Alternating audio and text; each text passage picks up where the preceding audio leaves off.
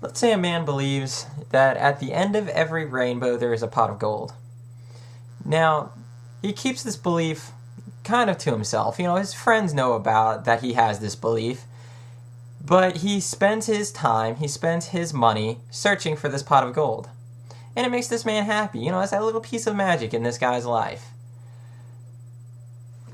I would feel bad taking that away from him.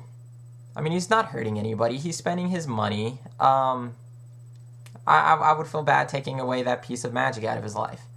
But now let's say the flip side of that. He's harming people around him.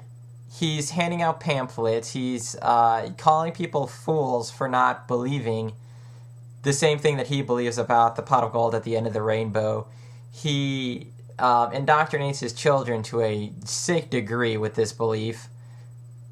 Now he's harming people around him, and now I'd have no problem slapping him down in debate about there being pot of gold at the end of a rainbow.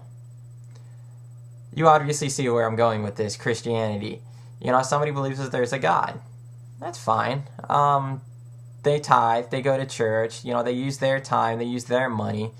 That's fine. I have no problem with that. But it's when I see the flip side of that. It's when I see the ugly side of that, which is the indoctrination of their children to a gross degree.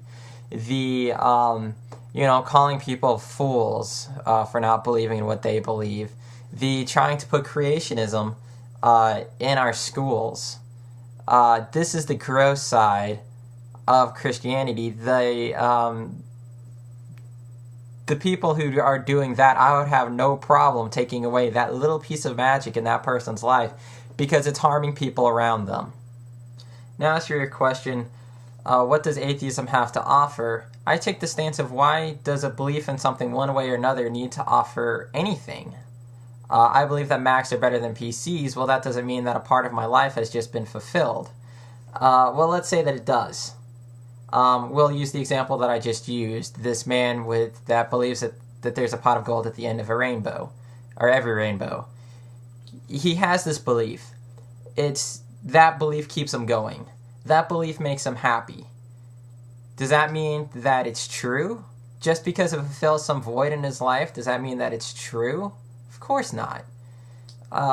So this question is an interesting question, and I guess one worthy enough to be asked, but I think beyond that, it's kind of a ridiculous question.